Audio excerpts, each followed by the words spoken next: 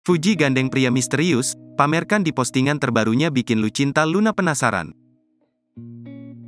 Usai hubungan asmaranya dengan Tarik adik Atta Halilintar kandas, Fujianti Utami Putri alias Fuji pernah dikabarkan dekat dengan beberapa sosok pria. Namun Fuji selalu membantah bahwa dirinya sudah menemukan pengganti sosok Tarik Halilintar. Namun kini, adik Fadly Faisal itu mulai membuka kisah baru asmaranya melalui unggahan di laman Instagram miliknya. Influencer Lucinta Luna pun dibuat penasaran dan berikan komentar.